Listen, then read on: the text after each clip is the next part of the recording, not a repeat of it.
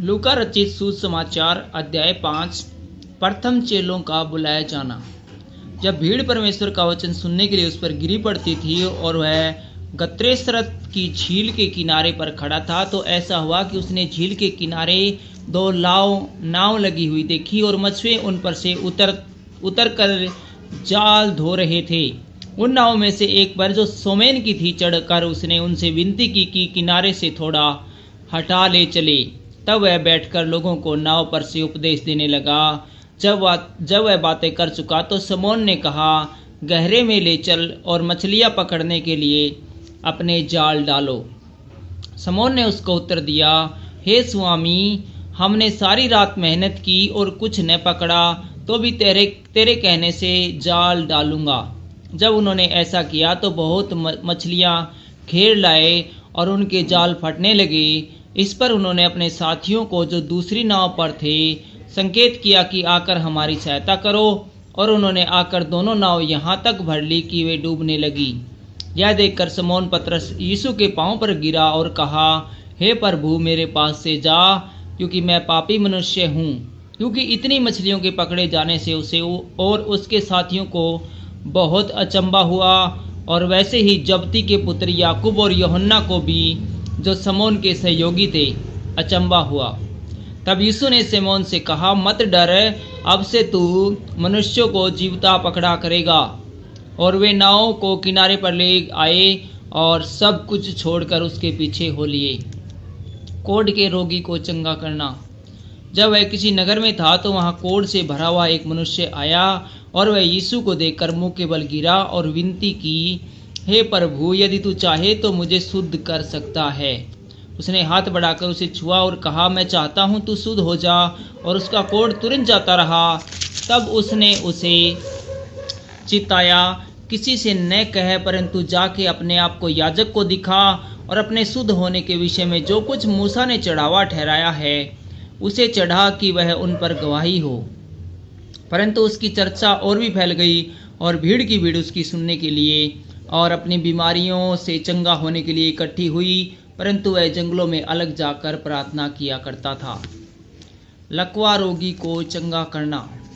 एक दिन ऐसा हुआ कि वो उपदेश दे रहा था, और फरीसी और व्यवस्थापक वहाँ बैठे हुए थे, जो गलील और यहूदिया के हर एक गांव से और यरूशलेम से आए थे, और चंगा करने के लिए प्रभु की सामर्थ्य उसके साथ थी।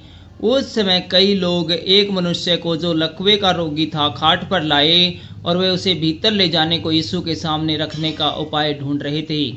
पर जब भीड़ के कारण उसे भीतर न ले जा सके, तो उन्होंने छत पर चढ़कर और खपरेल हटाकर उसे खाट समेत बीच में यीशु के सामने उतार दिया। उसने उनका विश्वास देखकर उनसे कहा, हे मनुष्य, तेरे पाप क्षमा हुए। तब शास्त्री और फरीसी विवाद करने लगे, यह कौन है जो परमेश्वर की निंदा करता है? परमेश्वर को छोड़ और कौन पापों को क्षमा कर सकता है? यीशु ने उसके मन की बातें जानकर उससे कहा, तुम अपने मनों में क्या विवाद कर रहे हो? सहज क्या है? क्या यह कहना कि तेरे पाप क्षमा हुए, या यह कहना कि उठ और चल फिर? परंतु इसलिए कि तुम जानो कि मनुष्य के पुत्र को पृथ्वी पर पाप क्षमा करने का भी अधिकार है। उसने उस लकवे के रोगी से कहा, मैं तुझसे कहता हूँ, उठ और अपनी खाट उठाकर अपने घर चला जा। वह तुरंत उनके सामने उठा, और जिस पर वह पड़ा था उसे उठाकर परमेश्वर की बड़ाई करता हुआ अपने घर चला गया। तब सब चकित हुए और परमेश्वर की बड़ाई करने लगे, और बहुत डरकर कहने लगे, आज हमने अनोखी बात देखी। लेवी का बुलाया जाना।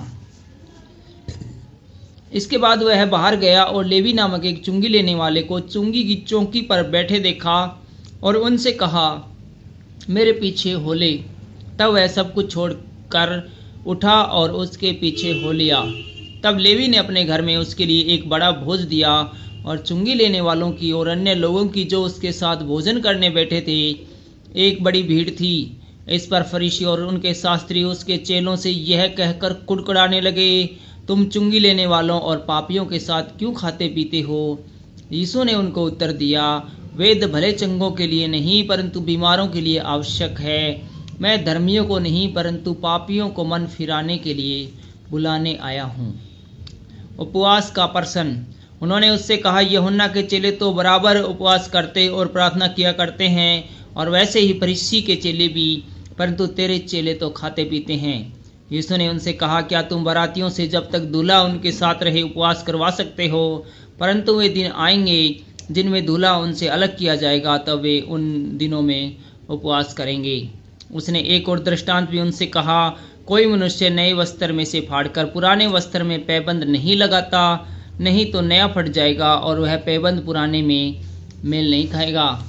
और कोई नया दाखरस पुरानी मस्कों में नहीं भरता, नहीं तो नया दाखरस मस्कों को फाड़ कर बह जाएगा और मस्कें भी नष्ट हो जाएंगी। परंतु नया दाखरस नई मस्कों में भरना चाहिए। कोई मनुष्य पुराना दाखरस पीकर नया नहीं चाहता, क्योंकि वह कहता है कि पुराना ही अच्छा है।